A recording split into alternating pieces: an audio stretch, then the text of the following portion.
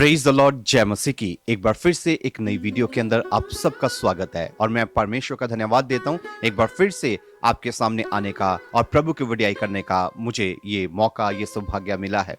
My dear brother and sister, परमेश्वर का कलाम इस प्रकार से बताता है कि क्या ही धन्य है वह लोग जिन्हें चुनकर वे अपने समीप आने देता है। और आज की वीडियो के अंदर हम एक बात के ऊपर, एक विषय के ऊपर गौर करेंगे। जब बाइबल में इस प्रकार से लिखा है कि मूसा जब इजराइलियों को मिस्र की गुलामी से बाहर निकाल के लेके आया, सो उस समय से यहोवा परमेश्वर ने मूसा को के द्वारा 10 आज्ञाएं या 10 कमांडमेंट्स जो थी वो पूरी मनुष्य जाति के लिए, इजराइलियों के लिए परमेश्वर ने दिए। आज हम आज की वीडियो के अंदर उन 10 आज्ञाओं की बात करेंगे। आइए आज की वीडियो को शुरू करते हैं।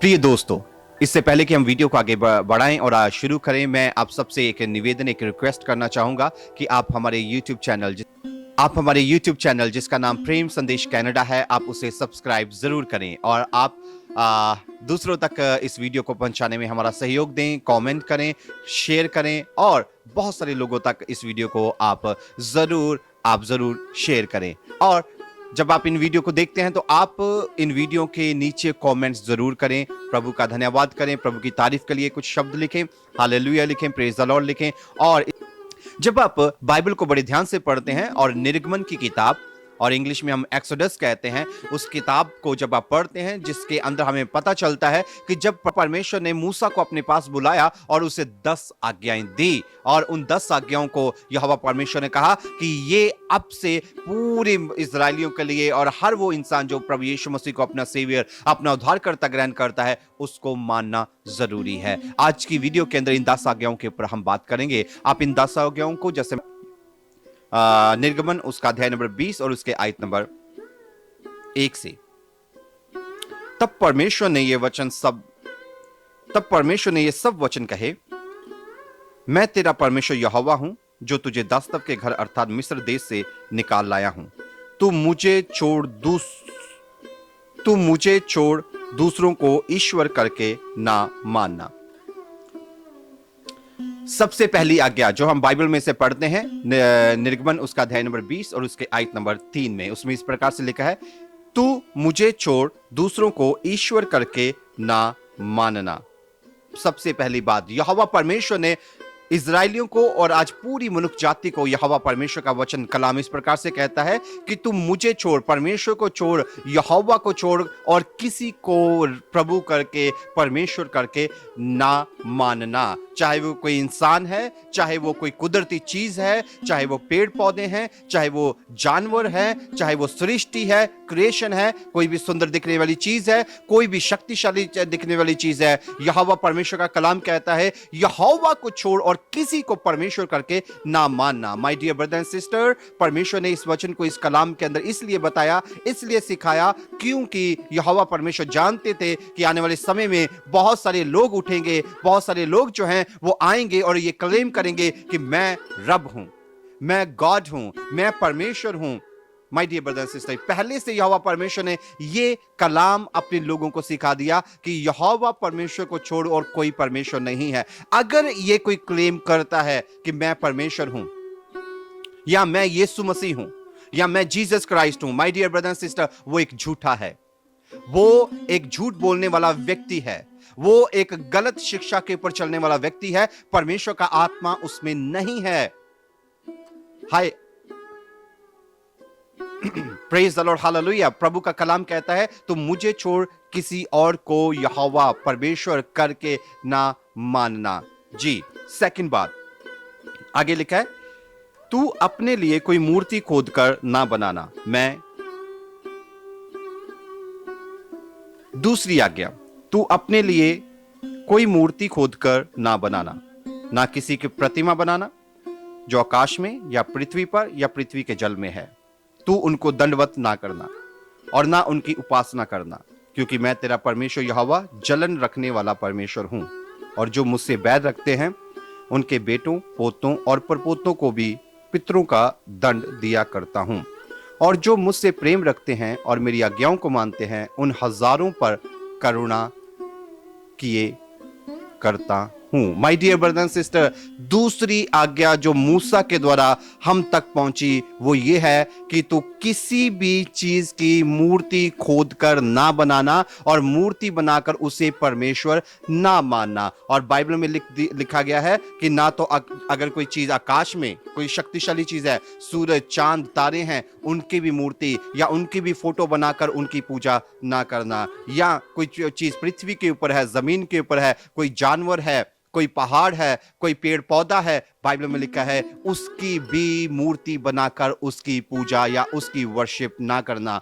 और ना ही जल के नीचे, चाहे कोई वो मछली है, चाहे वो कोई शक्तिशाली और जानवर है, उसकी भी, ना ही नदियों की, ना ही पानियों की, बाइबल में लिखा है उनकी मूर्ति बनाकर, फोटो बनाकर उनकी वर्शिप ना करना। ये परमेश्वर की आज्ञा है, ये परमेश्वर की वो कमांडमेंट है उन तमाम लोगों के लिए जो परमेश्वर के वचन को जानते हैं या नहीं भी जानते। बाइबल में लिखा है परमेश्वर को छोड़ और कोई भी परमेश्वर नहीं है। My dear brother and sister, प्रभु का वचन कहता है, प्रभु कहते हैं मुझे घृणा है इस बात से जब हम किसी और चीज की मूर्ति बनाकर या फोटो बनाकर परमेश्वर का उसे दर्जा देना शुरू कर देते हैं। बाइबल में लिखा है यहोवा परमेश्वर ने मूसा के द्वारा यह आज्ञा दी कि किसी भी चीज की मूर्ति नहीं बनानी है। इसीलिए आप देखते हैं अब चर्च के अंदर कोई मूर्ति नहीं है।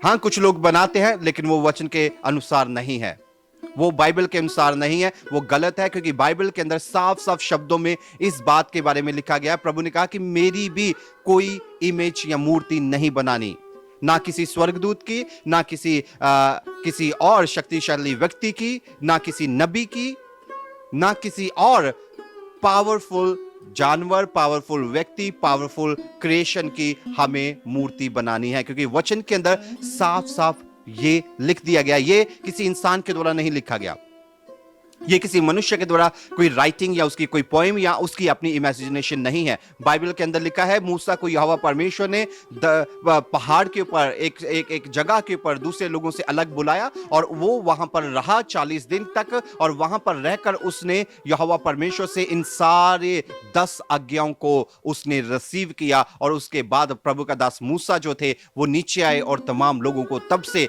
ये सिखाना शुरू कर दिया, कोई भी मूर्ति किसी चीज की नहीं बनानी, ना जमीन के ऊपर, ना आकाश के बीच वाली, ना कोई समुद्र के या पानी की रहने वाली कोई जीव जंतु की या नदियों या पानियों की। My dear brother and sister, परमेश्वर की तुलना इन चीजों से नहीं की जा सकती। ये चीजें हमारे लिए शक्तिशाली हो सकती हैं, सूरज हमारे लिए बड़ा हो सकता है, सूरज चंद्रमा हमारे लिए बड़ा हो सकता है, चांद तारे हमारे लिए बड़े हो सकते हैं, जमीन से आकाश जो है वो हमारे लिए ऊंचा हो सकता है, परमेश्वर के लिए ये कुछ भी नहीं है। जब आप सैटेलाइट से या ऊपर स्पेस से जब आप जमीन को देखते हैं तो जमीन एक बिंदी की तरह है, नजर भी नहीं आती है। उसी तरीके से my dear brother and sister, परमेश्वर के नजर में ये सारी चीजें बिल्कुल बहुत छोटी हैं, ना नजर आने वाली। ये हमें बड़ी लगती हैं, ये हमें पावरफुल या शक्तिशाली लगती हैं, परमेश्वर की तुलना इन चीजों से नहीं की जा सकती। Praise the Lord, hallelujah. आइए तीसरी बात के ऊपर हम बढ़ते हैं। तीसरी आज्ञा जो बाइबल के अंदर यहोवा परमेश्वर ने अपने लोगों को दी वो इस प्रकार से है, जो कि आप निर्गमन की किताब और उसके अध्याय नंबर 20 और उसके आयत नंबर 7 में पढ़ते हैं।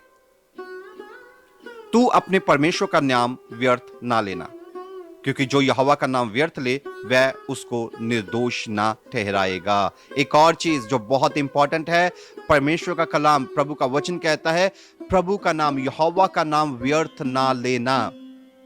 इसका क्या मतलब है? इसका मतलब यह है बहुत बार बहुत सारे लोग परमेश्वर का नाम ले लेकर, प्रभु का नाम ले लेकर इस संसार के अंदर लोगों के सामने क्लेम करते रहते हैं, यहोवा ने मुझे ये कहा है, परमेश्वर ने मुझे ये कहा है। वो झूठी भविष्यवाणियां करते हैं, वो झूठे सपनों के बारे में बात करते हैं। प्रभु ने मुझे ये सपना दिखाया, प्रभु ने मुझे आपके बारे में ये बताया। My dear brother and sister, बहुत सारे लोग, मैं ये नहीं कह रहा हूं सब, बहुत सारे लोग बाइबल में लिखा है बहुत सारे लोग परमेश्वर का नाम व्यर्थ इस्तेमाल करते हैं अपने स्वार्थ के लिए, अपनी सेल्फ के लिए। वो अपने आप को बड़ा दिखाने के लिए वो कई बार परमेश्वर के नाम का सहारा लेते हैं, झूठी भविष्यवाणियां करके, झूठे सपनों के बारे में बात करके झूठे झूठे और वायदे दिखाकर, कलाम की बातें जो हैं भी नहीं है उनको इस प्रकार से बताकर कि परमेश्वर का कलाम इस प्रकार से कहता है, पवित्र आत्मा ने मुझे इस तरीके से बताया है, यीशु ने मुझे इस तरीके से बताया है। My dear brother and sister, प्रभु का वचन कहता है, ये आज्ञा है, ये कमांडमेंट है जो मूसा को यहोवा परमेश्वर ने खुद अपने हाथों से लिख के दी, और वो ये है कि व्यर्थ नाम परमेश्वर का यहोवा का ना लेना।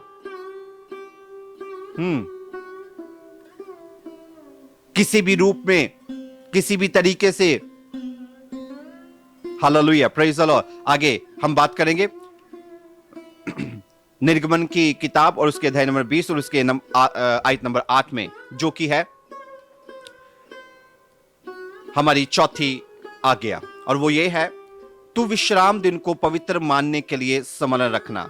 6 दिन तो तू विश्राम करके अपना सब काम काज करना, परंतु 7वां दिन तेरे परमेश्वर यहोवा के लिए विश्राम दिन है। उसमें ना तो तू किसी भांति का काम काज करना, ना तेरा बेटा, ना तेरी बेटी, ना तेरा दास, ना तेरी दासी, ना तेरे पशु, ना कोई परदेसी, ना जो तेरे फाटकों के भीतर हो, क्योंकि 6 दिन में यहोवा ने आकाश और पृथ्वी और समुद्र और जो कुछ उसमें है सबको बनाया, और 7वें दिन विश्राम किया। इस कारण यहोवा ने विश्राम दिन को आशीष दी और उसको पवित्र ठहराया है। My dear brother and sister, एक और बड़ी इंपॉर्टेंट चीज जो चौथी आज्ञा यहोवा परमेश्वर ने तमाम लोगों को दी मूसा नबी के द्वारा, और वो ये है कि विश्राम दिन को पवित्र मानना, सब्बत दिन को पवित्र मानना। यहां पर बाइबल में लिखा है कि यहोवा परमेश्वर ने कहा कि उस दिन, एक दिन, हफ्ते के 7 दिन है, इन 7 दिनों में एक दिन जो है वो रेस्ट करनी है, और वो रेस्ट सिर्फ इंसान ने नहीं करनी। लिखा है हर चीज ने, पशु ने, इंसानों ने, जमीन ने, अगर तुम्हारे नौकर हैं, दास दासियां हैं, कोई भी जन है, हर एक ने 7वें दिन रेस्ट करनी है, विश्राम करना है। और उस दिन विश्राम करने का मतलब यह है परमेश्वर को, प्रभु को वड्याई देनी है, उसकी तारीफ करनी है, उसका धन्यवाद, उसकी स्तुति करनी है कि प्रभु तूने 6 दिनों में मेरे साथ जो भलाइयां की हैं, इन 6 दिनों में जो तूने मेरे साथ बड़े बड़े काम किए हैं, मेरी जरूरतों को पूरा किया है, मेरे अंग संग रहा है, 7वें दिन उन सारी चीजों की शुक्र अदायगी और शुक्र गुजारी परमेश्वर के सामने चढ़ानी है। ये आज्ञा यहोवा परमेश्वर ने मूसा नबी के द्वारा तमाम लोगों को जो उसके मानने वाले हैं उनको दी, और ये कहा क्योंकि 7वां दिन जो है वो पवित्र दिन है। बाइबल में लिखा, प्रभु ने कहा कि 6 दिन में यहोवा परमेश्वर ने सृष्टि की रचना की और 7वें दिन उसने विश्राम किया। इसीलिए उसने कहा कि अब 7वां दिन जो है वो विश्राम का दिन है। बहुत बार ये सवाल जो है बड़ा कंट्रोवर्शियल रहता है कि ये 7वां दिन कौन सा है। यस, ये सब्त का दिन कौन सा है? क्या ये फ्राइडे है, सैटरडे है या संडे है? कौन सा है सब्त का दिन? मैं आप सबसे, आप तमाम भाई बहनों से मैं ये पूछना चाहूंगा कि कमेंट में नीचे आप लिख के बताएं आपके अकॉर्डिंग सब्त का दिन कौन सा है। जी आगे बढ़ते हैं। आयत नंबर 12 में लिखा है, तू अपने पिता और अपनी माता का आदर करना, जिससे जो देश तेरा परमेश्वर यहोवा तुझे देता है उसमें तू बहुत दिन तक रहने पाए। My dear brother and sister, जो पहली 4 आज्ञाएं हैं, जब आप बाइबल को पढ़ेंगे, आप खुद से पढ़िएगा इस वचन को, जब आप पहली 4 आज्ञाओं को देखते हैं, ये पहली 4 आज्ञाएं जो है ये हमारे साथ कनेक्टेड नहीं है, ये हमें करने के लिए बोला गया है, लेकिन ये सारी परमेश्वर के साथ, यहोवा के साथ कनेक्टेड है, ये यहोवा परमेश्वर के लिए है। लेकिन आगे की जो 6 हम पढ़ेंगे आज्ञाएं, वो सारी हमारे निजी जीवन, हमारी पर्सनल लाइफ, हमारी सोशल लाइफ, हमारे नेबरहुड, इन सारी चीजों के साथ कनेक्टेड है। और इनमें से 5वीं आज्ञा जो हम पढ़ रहे हैं, उसमें यहोवा परमेश्वर ने कहा कि तू अपने माता पिता का आदर करना। आज बहुत सारे ऐसे भाई बहन हैं, आज बहुत सारे ऐसे बच्चे हैं जो अपने पेरेंट्स का, अपने मम्मी डैडी का रिस्पेक्ट नहीं करते, उनका आदर नहीं करते। कई बार बहुत सारे बच्चे हैं जो ये समझते हैं हमारे माँ बाप को कुछ आता नहीं है, हमारे माँ बाप को कुछ पता नहीं है, हमारे माँ बाप हमारे फ्यूचर के बारे में अच्छे डिसीजन नहीं ले सकते।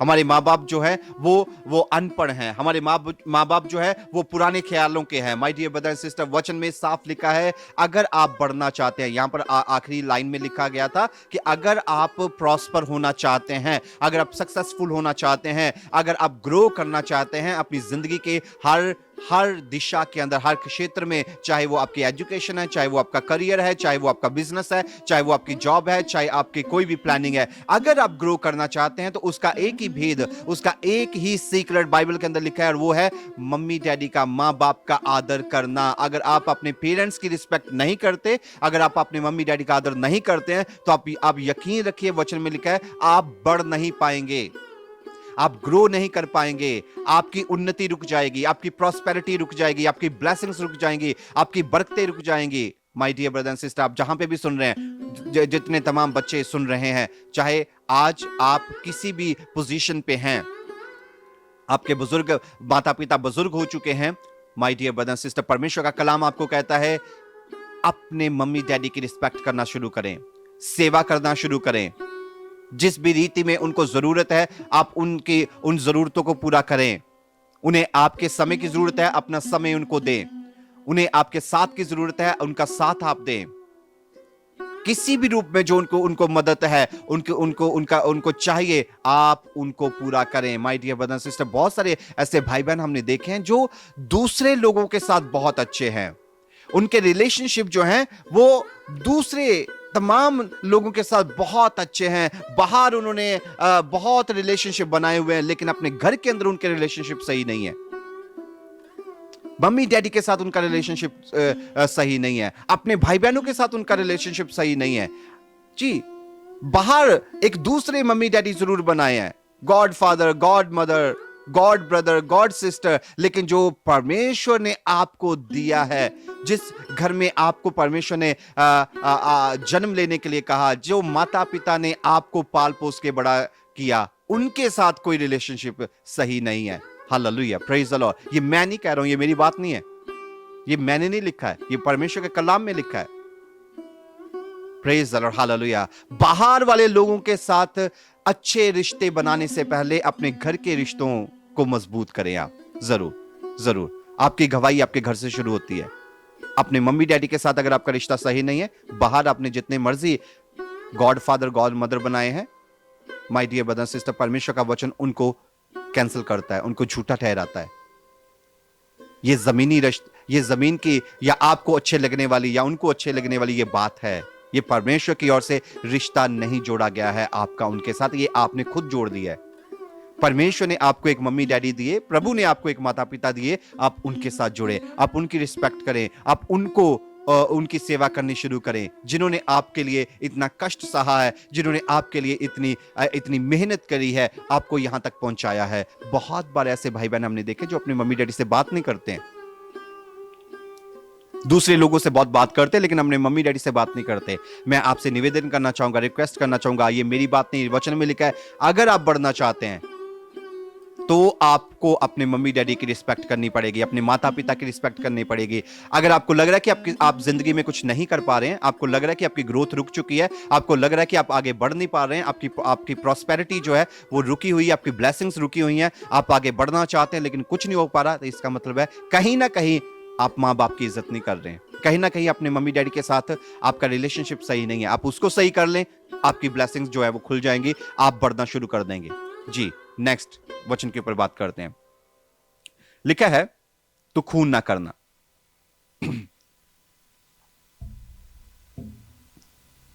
6 नंबर, आज्ञा नंबर 6, उसमें लिखा है, तो खून ना करना, मर्डर ना करना। My dear brother and sister, आज इस संसार के अंदर हम देखते हैं बहुत सारे लोग जो हैं वो किसी ना किसी का मर्डर कर देते हैं, छोटी छोटी बातों की वजह से, अपनी ईगो की वजह से, अपनी गुस्से की वजह से, उसने मुझे ऐसा कहा, और बहुत बार लोग जो है वो एक दूसरे को मार देते हैं घरेलू झगड़ों की वजह से। अगर वचन कहता है आपको, इंसान को, किसी को कोई हक नहीं है किसी इंसान की जान लेने का, और इस बात से परमेश्वर नफरत करते हैं अगर कोई किसी को मार देता है, जान से मार देता है। आप परमेश्वर के विरोध में खड़े नहीं हो सकते। आप परमेश्वर के कल किसी को मारना जो है वो परमेश्वर का वचन कहता है सबसे घृणा की बात है, सबसे ज्यादा गलत बात है, और परमेश्वर की नजर में वो बहुत बड़ा गुनाह है, बहुत बड़ा सिन है। माय डियर ब्रदर सिस्टर, आज इस संसार के अंदर बहुत सारे लोग हैं जो वचन को नहीं जानते हैं, जो वचन को कई बार इग्नोर करते हैं, जो परमेश्वर की बातों को इग्नोर करते हैं, और वो सिर्फ और सिर्फ अपनी ईगो, अपना प्राउड, अपनी बातों को आगे रखते हैं। और उसी के कारण ये सारी दुष्ट आत्माएं जो हैं, ये सारी बातें जो है वो जिंदगी के अंदर पैदा होने शुरू हो जाती है। एंगर बढ़ जाता है, गुस्सा बढ़ जाता है, जिसके कारण कोई इंसान, कोई भाई दूसरे भाई को मार देता है, कोई इंसान दूसरे इंसान को मार देता है। वचन कहता है यहोवा परमेश्वर ने ये आज्ञा दी और कहा कोई किसी की हत्या ना करे। नेक्स्ट, नंबर 7, तू व्यभिचार ना करना। व्यभिचार वचन में लिखा है अगर आप परमेश्वर को अपनी जिंदगी के अंदर चाहते हैं कि वो काम करे, अगर परमेश्वर आपकी जिंदगी से खुश हो, तो इन सारी आज्ञाओं को अपनी जिंदगी के अंदर आपको रखना पड़ेगा। और उसमें ये 7वीं आज्ञा है व्यभिचार ना करना। व्यभिचार मतलब बहुत तरह का व्यभिचार है, बहुत तमाम तरह का व्यभिचार है। हम सारी बातों के ऊपर डिटेल में बात नहीं कर रहे हैं यहां पर, लेकिन हां, मैं आपको ब्रीफली बता दूं जी। व्यभिचार, मैरिज से पहले गलत संबंध बनाना, वो व्यभिचार है। आफ्टर मैरिज गलत संबंध किसी और के साथ बनाना, वो व्यभिचार है। अलग अलग तरह की वेबसाइट्स, वो व्यभिचार है। माय डियर ब्रदर सिस्टर, सो परमेश्वर का कलाम बताता है, प्रभु कहते हैं तू व्यभिचार ना करना। इससे परमेश्वर को नफरत है, घृणा है। अपनी जिंदगी के अंदर देखें, अगर आपके अंदर लगता है कि व्यभिचार की आत्मा काम कर रही है, तो आज आप उसको बाहर निकालें, क्योंकि परमेश्वर इससे खुश नहीं होते हैं। नेक्स्ट, नंबर 8, तू चोरी ना करना। Praise the Lord, hallelujah. Number 8, ये आज्ञा यहोवा परमेश्वर ने तमाम लोगों को दी कि चोरी ना करना, चोरी ना करना। Praise the Lord, hallelujah. चोरी बहुत किस्म की है, बहुत किस्म की है। बहुत बार लोग जो है वो दुकानों से सामान चुरा लेते हैं, वो किसी के घर से सामान चुरा लेते हैं। बहुत बार लोग जो हैं वो ये समझते हैं कोई मुझे नहीं देख रहा है, वहां से सामान चुरा लिया। लेकिन वचन कहता है अपनी जिंदगी से इस गंदी दुष्ट आत्मा को बाहर निकालें। स्टीलिंग, चोरी, ये परमेश्वर की नजर में घृणा है, गलत काम है। इसको आप अपनी जिंदगी के अंदर बढ़ने ना दें। अपने छोटे बच्चों को देखें, जब आपके बच्चे स्कूल जाते हैं, जब आप देखें कि उनके उनके उनके पास कोई ऐसी चीज है जो आपने उनको नहीं दी, आप उनसे बात करें, उनसे पूछें कि ये तुम्हारे पास कहां से आई। हो सकता है उसके फ्रेंड ने दी है, लेकिन एक दूसरा पहलू यह भी हो सकता है कि हो सकता है बच्चे को नहीं पता, लेकिन वो वहां से अपने फ्रेंड की स्कूल से कोई चीज उठा ले आया, उसको नहीं पता ये क्या है। आप उसे समझाएं कि ये चोरी है, ये गलत काम है, ये स्टीलिंग है, परमेश्वर को इससे नफरत है। लेकिन अगर आप उस चीज को बढ़ावा देते रहेंगे, आप इग्नोर करते रहेंगे, तो वो चीज, वो छोटी सी चीज जो है, वो आने वाले दिनों में उसकी जिंदगी के अंदर हैबिट बन जाएगी। उस बच्चे की जिंदगी के अंदर वो आदत बन जाएगी। उसको मजा आना शुरू हो जाएगा स्टील करना, चोरी करना, उसको आनंद मिलना शुरू हो जाएगा उन चीजों से। माय डियर ब्रदर सिस्टर, वचन कहता है घृणा है। अपनी जिंदगी के अंदर देखें, आप इस बात को, इस चोरी की दुष्ट आत्मा को बाहर निकालें।